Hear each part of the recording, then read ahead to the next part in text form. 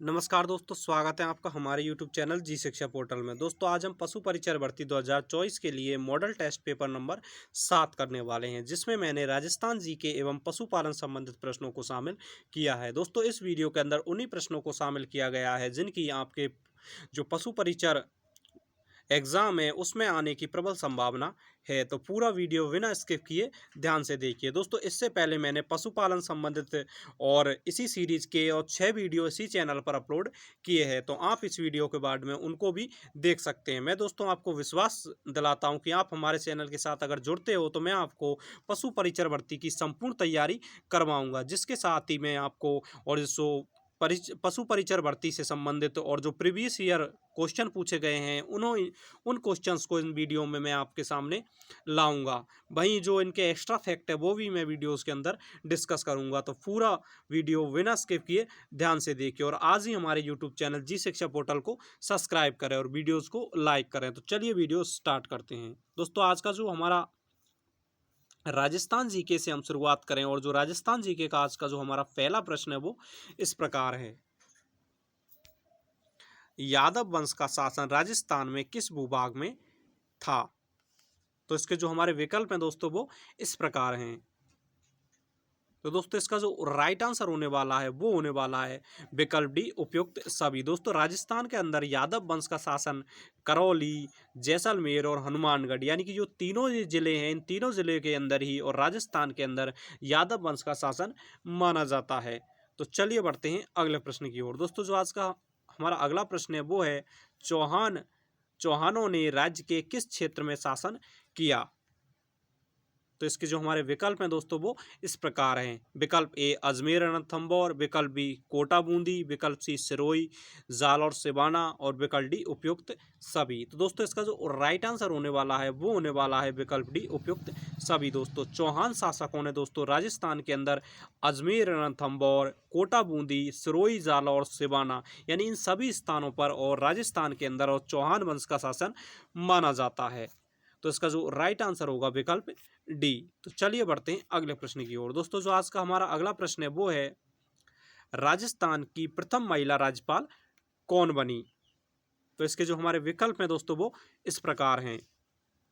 तो दोस्तों इसका जो राइट आंसर होगा वो होगा विकल्प डी, प्रतिभा देवी सिंह पाटिल। दोस्तों जो प्रतिभा देवी सिंह पाटिल है वो राजस्थान की पहली महिला राज्यपाल मानी जाती है, जो कि बाद में और भारत की प्रथम महिला राष्ट्रपति भी बनी थी। तो इसका राइट आंसर होगा ऑप्शन डी। तो चलिए बढ़ते हैं अगले प्रश्न की ओर। दोस्तों जो आज का हमारा अगला प्रश्न है वो है राजस्थान की प्रथम महिला विधानसभा अध्यक्ष कौन थी? अर्थात दोस्तों राजस्थान की निर्वाचित होने वाली और जो प्रथम महिला विधानसभा अध्यक्ष है वो कौन थी?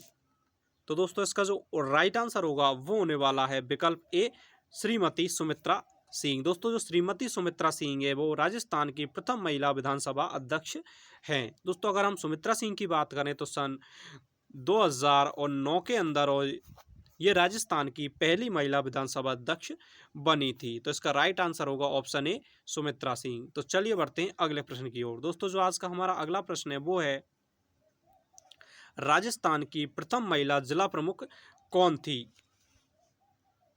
तो दोस्तों इसका जो राइट आंसर होगा वो होने वाला है विकल्प सी, श्रीमती कांता खतूरिया। दोस्तों श्रीमती कांता खतूरिया राजस्थान की प्रथम महिला जिला प्रमुख थी। तो चलिए बढ़ते हैं अगले प्रश्न की ओर। दोस्तों जो आज का हमारा अगला प्रश्न है वो है राजस्थान में विधानसभा की सीटों की संख्या कितनी है? यानी कि राजस्थान के अंदर कितनी विधानसभा सीटें हैं, नहीं राजस्थान के अंदर कितनी जो राज्यसभा की सीटें हैं वो निर्धारित की गई हैं। तो दोस्तों इसका जो राइट आंसर होगा वो होने वाला है विकल्प ए, 10। दोस्तों राजस्थान से और विधानसभा राज्यसभा के लिए और 10 जो सांसद है वो चुनकर जाते हैं। वहीं अगर दोस्तों हम लोकसभा की बात करें, दोस्तों अगर हम लोकसभा की बात करें तो लोकसभा से राजस्थान में और जो 25 जो सांसद होते हैं वो चुनकर जाते हैं। तो चलिए बढ़ते हैं अगले प्रश्न की ओर। दोस्तों जो आज का हमारा अगला प्रश्न है वो है राठ क्षेत्र किस जिले में है? अर्थात दोस्तों जो एक प्रसिद्ध राठ क्षेत्र है वो किस जिले में स्थित है? तो दोस्तों इसका जो राइट आंसर होने वाला है दोस्तों वो होने वाला है अलवर। दोस्तों अलवर जिले के अंदर जो प्रसिद्ध राठ क्षेत्र है वो स्थित है। यहीं पर दोस्तों जो अलवर जिले की जो वहरोड तहसील है, जो कि वर्तमान में एक नया जिला दिया गया बहरोड कोटपुतली, तो उसका जो एरिया है उसे हम राठ क्षेत्र के नाम से जानते हैं। तो चलिए बढ़ते हैं अगले प्रश्न की ओर। दोस्तों जो आज का हमारा अगला प्रश्न है वो है, राज्य का 32वां जिला करौली कब अस्तित्व में आया? तो इसके जो हमारे विकल्प हैं दोस्तों वो इस प्रकार हैं। तो दोस्तों इसका जो राइट आंसर होगा वो होगा विकल्प सी, 19 जुलाई और 1997। दोस्तों 19 जुलाई 1997 राजस्थान के अंदर करौली राजस्थान का 32वां जिला बना था। तो चलिए बढ़ते हैं अगले प्रश्न की ओर। दोस्तों जो आज का हमारा अगला प्रश्न है वो है, राजस्थान का राज्य खेल कौन सा है? तो इसका जो राइट आंसर होगा दोस्तों वो होने वाला है विकल्प डी, बास्केटबॉल। दोस्तों बास्केटबॉल राजस्थान का राज्य खेल है। दोस्तों अगर आपको वीडियो पसंद आ रहा है तो प्लीज़ हमारे यूट्यूब चैनल जी शिक्षा पोर्टल को सब्सक्राइब करें। दोस्तों इस चैनल पर आपको और इसी प्रकार की और अनेक वीडियो आपको प्रोवाइड कराई जाएंगी जिससे आपकी तैयारी और भी मजबूत हो सके। तो प्लीज़ हमें सपोर्ट करें और वीडियो को लाइक करें और अपने दोस्तों के साथ शेयर करें। तो चलिए बढ़ते हैं अगले प्रश्न की ओर। दोस्तों जो आज का हमारा अगला प्रश्न है वो है, आधुनिक राजस्थान के निर्माता किसे माना जाता है? तो इसका जो राइट आंसर होगा दोस्तों वो होने वाला है विकल्प बी, मोहनलाल सुखाड़िया। दोस्तों मोहनलाल सुखाड़िया को आधुनिक राजस्थान का निर्माता माना जाता है क्योंकि राजस्थान के विकास में और मुख्यमंत्री के रूप में सर्वाधिक जो योगदान है वो इनके द्वारा दिया गया था। तो इसीलिए इन्हें राजस्थान का, आधुनिक राजस्थान का जो निर्माता है वो कहा जाता है। तो चलिए बढ़ते हैं अगले प्रश्न की ओर। दोस्तों जो आज का हमारा अगला प्रश्न है वो है, राजस्थान में सर्वाधिक अवधि तक कार्य करने वाले मुख्यमंत्री थे। अर्थात दोस्तों राजस्थान के अंदर सबसे ज़्यादा अवधि तक कौन मुख्यमंत्री रहे थे? तो इसका भी राइट आंसर दोस्तों होने वाला है विकल्प डी, मोहनलाल सुखाड़िया। दोस्तों मोहनलाल सुखाड़िया थे वो राजस्थान के अंदर सर्वाधिक अवधि तक और राजस्थान के मुख्यमंत्री रहे थे। अगर दोस्तों इनकी अवधि की बात करें तो ये लगभग 17 साल, यानी दोस्तों 17 साल तक ये राजस्थान के अंदर राजस्थान के मुख्यमंत्री रहे थे। तो राइट आंसर होगा विकल्प डी। तो चलिए बढ़ते हैं अगले प्रश्न की ओर। दोस्तों जो आज का हमारा अगला प्रश्न है वो है, राजस्थान में प्रथम गैर कांग्रेसी सरकार कब बनी थी? तो इसका जो राइट आंसर होगा दोस्तों वो होने वाला है 22 जून, यानी कि दोस्तों 22 जून और 1977 को राजस्थान में पहली गैर कांग्रेसी सरकार बनी थी। वहीं इस सरकार के जो पहले मुख्यमंत्री बनाए गए थे वो थे और भैरव सिंह शेखावत। तो चलिए बढ़ते हैं अगले प्रश्न की ओर। दोस्तों जो आज का हमारा अगला प्रश्न है वो है, कर्नल जेम्स टॉड द्वारा राजस्थान के किस क्षेत्र के लिए प्रारंभ में क्या नाम प्रयुक्त किया गया था? अर्थात दोस्तों कर्नल जेम्स टॉड ने राजस्थान का जो क्षेत्र है उसको किस नाम से पुकारा था? तो दोस्तों इसका जो राइट आंसर होने वाला है वो होने वाला है और विकल्प बी, रायथान। यानी कि दोस्तों कर्नल जेम्स टॉड द्वारा और सबसे पहले जो प्रारंभ में जो राजपुताना का क्षेत्र है उसे रायथान कहा गया था। तो चलिए बढ़ते हैं अगले प्रश्न की ओर। दोस्तों आज का हमारा अगला प्रश्न है वो है, जॉर्ज थॉमस द्वारा 1800 में राजस्थान के लिए क्या नाम दिया गया था? यानी कि 1800 ईस्वी में राजस्थान के कर्नल जो थॉमस थे उनके द्वारा कौन सा नाम दिया गया था? तो दोस्तों इसका जो राइट आंसर होगा वो होने वाला है विकल्प ए, राजपुताना। दोस्तों राजपूत रियासतों की अधिकता होने के कारण इस क्षेत्र को कर्नल जेम्स टॉड ने राजपुताना का नाम दिया था, जो कि आज़ादी के समय राजस्थान के अंदर 19 राजपूत रियासतें थी। तो चलिए बढ़ते हैं अगले प्रश्न की ओर। दोस्तों आज का हमारा जो 15वें नंबर का प्रश्न है वो है, राजस्थान की प्रथम महिला सांसद कौन थी? तो दोस्तों इसका जो राइट आंसर होने वाला है वो होने वाला है विकल्प ए, महारानी गायत्री देवी। दोस्तों जो महारानी गायत्री देवी थी वो राजस्थान की प्रथम महिला सांसद थी। दोस्तों इस प्रकार हमने राजस्थान जीके के टॉप 15 क्वेश्चंस को डिस्कस किया। आई होप कि आपको क्वेश्चन पसंद आए होंगे। तो दोस्तों अभी हमारे यूट्यूब चैनल जी शिक्षा पोर्टल को सब्सक्राइब करें और हमें सपोर्ट करें। तो चलिए बढ़ते हैं हम पशुपालन संबंधित प्रश्नों की ओर। दोस्तों पशुपालन संबंधित प्रश्नों की बात करें तो जो आज का हमारा पहला प्रश्न है वो है, सर्वाधिक प्रोटीन पाया जाता है? अर्थात दोस्तों सर्वाधिक जो प्रोटीन की मात्रा है वो किसके अंदर पाई जाती है? तो इसके जो हमारे विकल्प हैं दोस्तों वो इस प्रकार हैं। तो दोस्तों इसका जो राइट आंसर होगा वो होने वाला है विकल्प डी, भेड़ के दूध में। दोस्तों भेड़ के दूध में सर्वाधिक प्रोटीन की मात्रा पाई जाती है। तो चलिए बढ़ते हैं अगले प्रश्न की ओर। दोस्तों जो आज का हमारा अगला प्रश्न है वो है, किस विटामिन की कमी से पशुओं की आंतें सूजती हैं? अर्थात दोस्तों पशुओं की आंतों में सूजन किस विटामिन की कमी के कारण आता है? दोस्तों इसके जो विकल्प हैं हमारे वो इस प्रकार हैं। तो दोस्तों इसका जो राइट आंसर होगा वो होने वाला है विकल्प ए, विटामिन ए। दोस्तों पशुओं के अंदर विटामिन ए की कमी के कारण उनकी जो आंतें होती हैं उनमें सूजन आ जाता है। तो चलिए बढ़ते हैं अगले प्रश्न की ओर। दोस्तों जो आज का हमारा अगला प्रश्न है वो है दोस्तों, जुगाली जुगाली न करने वाले पशुओं में बैक्टीरियल पाचन किस भाग में होता है? अर्थात दोस्तों वो पशु जो जुगाली नहीं करते हैं उनके अंदर जो बैक्टीरियल पाचन है वो किस भाग में होता है? तो दोस्तों इसका जो राइट आंसर होगा दोस्तों वो होने वाला है विकल्प ए, अमाशय। दोस्तों जुगाली न करने वाले पशुओं के अंदर जो बैक्टीरियल पाचन है वो अमाशय के अंदर होता है। तो चलिए बढ़ते हैं अगले प्रश्न की ओर। दोस्तों जो आज का हमारा अगला प्रश्न है वो है, नाइट्रोजन रहित निष्कर्ष है। अर्थात ऐसा कौन सा निष्कर्ष है जिसके अंदर नाइट्रोजन नहीं पाई जाती है? तो इसके जो हमारे विकल्प हैं वो हैं विकल्प ए सेलुलोज, विकल्प बी लैग्निन और विकल्प सी लैग्नोसेलुलोज और विकल्प डी शर्करा। तो इसका जो राइट आंसर होगा दोस्तों वो होने वाला है विकल्प बी लैग्निन। दोस्तों जो लैग्निन नामक जो निष्कर्ष होता है उसके अंदर नाइट्रोजन की मात्रा नहीं पाई जाती है। दोस्तों इस प्रकार अगर आपको वीडियो पसंद आ रहा है तो प्लीज़ हमें सपोर्ट करें और हमारे यूट्यूब चैनल जी शिक्षा पोर्टल को सब्सक्राइब करें। दोस्तों मैं आपको विश्वास दिलाता हूं कि इस चैनल द्वारा आपको कभी भी निराश नहीं किया जाएगा। तो चलिए बढ़ते हैं अगले प्रश्न की ओर। दोस्तों जो आज का हमारा अगला प्रश्न है वो है, एक प्रौढ़ पशु में शरीर में पानी की प्रतिशत मात्रा होती है। अर्थात दोस्तों एक प्रौढ़ पशु होता है उसके शरीर के अंदर पानी की जो प्रतिशत मात्रा है वो कितनी होती है? तो दोस्तों इसका जो राइट आंसर होगा दोस्तों वो होने वाला है और विकल्प बी, विकल्प सी 70%। लोग तो दोस्तों एक प्रौढ़ पशु के अंदर जो पानी की मात्रा है वो लगभग 70 से और 75% होती है। तो चलिए बढ़ते हैं अगले प्रश्न की ओर। दोस्तों जो आज का हमारा अगला प्रश्न है वो है,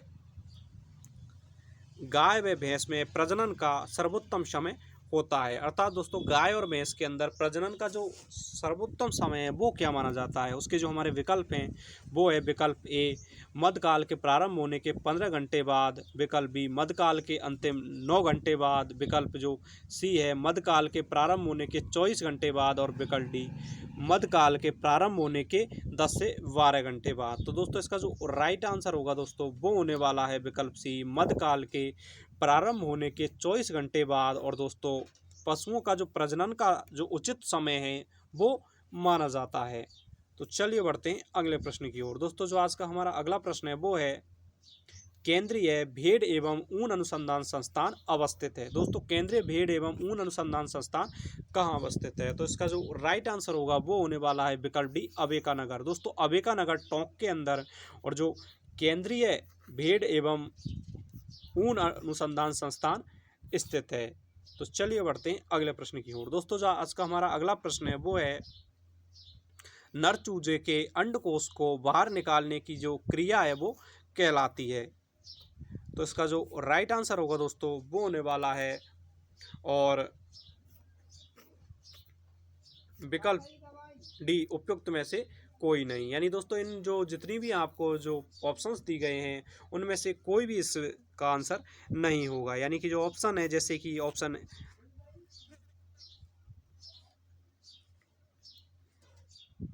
ए दे रखा है खस्सीकरण, ऑप्शन बी वधियाकरण, ऑप्शन सी नसबंदी और ऑप्शन डी उपयुक्त में से कोई नहीं। तो इसका राइट आंसर होगा ऑप्शन डी। तो चलिए बढ़ते हैं अगले प्रश्न की ओर। दोस्तों जो आज का हमारा अगला प्रश्न है वो है, चूजों में लिंग निर्धारण की प्रचलित विधि है। अर्थात दोस्तों चूजों के अंदर जो लिंग निर्धारण है वो किसके द्वारा किया जाता है? तो इसका जो राइट आंसर होगा ऑप्शन ए गुदा विधि। दोस्तों गुदा विधि और चूजों में लिंग निर्धारण की सर्वोत्तम विधि मानी जाती है। तो चलिए बढ़ते हैं अगले प्रश्न की ओर।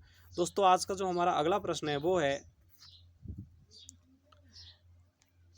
भैंस में गलघोंट रोग फैलाने वाले कारक का क्या नाम है? अर्थात दोस्तों भैंसों के अंदर जो गलघोंट रोग होता है वो किसके कारण होता है? तो इसके जो हमारे विकल्प हैं दोस्तों वो इस प्रकार हैं। तो इसका जो राइट आंसर होगा वो होने वाला है विकल्प ए पास्चुरेला बुफेलेसेप्टिक। दोस्तों जो पास्चुरेला और बुफेलेसेप्टिक है उसके द्वारा भैंसों के अंदर जो गलघोंट रोग है वो होता है। तो चलिए बढ़ते हैं अगले प्रश्न की ओर। दोस्तों आज का जो हमारा अगला प्रश्न है वो है, वह कौन सी ज्वार है जिसमें शरीर का तापक्रम कम हो जाता है?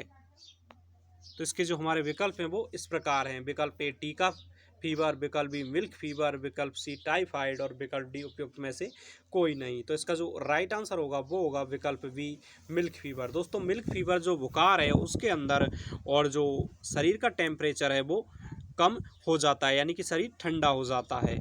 तो चलिए बढ़ते हैं अगले प्रश्न की ओर। दोस्तों जो आज का हमारा अगला प्रश्न है वो है डिप्लोनाइटस एक रोग है, अर्थात दोस्तों जो डिप्लोनाइटस नामक जो रोग है वो एक रोग है। जीवाणु जनित रोग, बी विषाणु जनित रोग, सी फफूंद जनित रोग और डी आहार जनित रोग। तो दोस्तों इसका जो राइट आंसर होगा वो होने वाला है विकल्प डी आहार जनित रोग। दोस्तों जो डिप्लोनाइटस रोग है वो आहार जनित रोग एक माना जाता है। तो चलिए बढ़ते हैं अगले प्रश्न की ओर। दोस्तों जो आज का हमारा अगला प्रश्न है वो है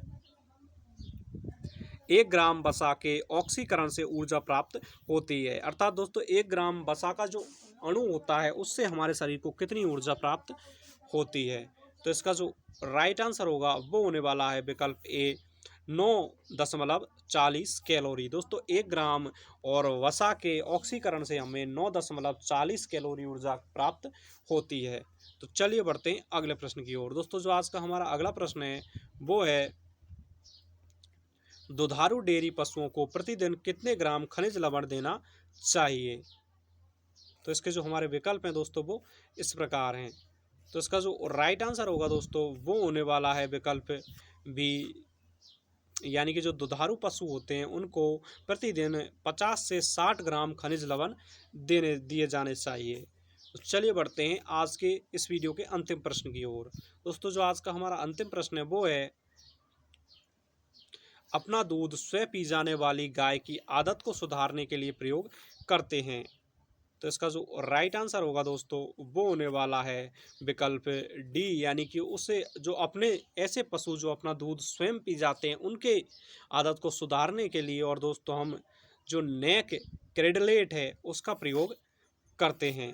दोस्तों इस प्रकार हमने इस वीडियो के अंदर और राजस्थान जीके और पशुपालन संबंधित 30 अति महत्वपूर्ण प्रश्नों को डिस्कस किया। आई होप कि आपको वीडियो पसंद आया होगा। तो प्लीज़ हमें सपोर्ट करें और हमारे यूट्यूब चैनल जी शिक्षा पोर्टल को सब्सक्राइब करें। दोस्तों इस चैनल पर आपको पशु परिचर भर्ती की संपूर्ण तैयारी करवाई जाएगी और इसी तरह के जो राजस्थान जीके और पशुपालन संबंधित जीके और इंडियन जी के संबंधित प्रश्न देखने के लिए आज ही हमारे यूट्यूब चैनल जी शिक्षा पोर्टल को सब्सक्राइब करें, वीडियोस को लाइक करें और अपने दोस्तों के साथ शेयर करें। Thanks for watching.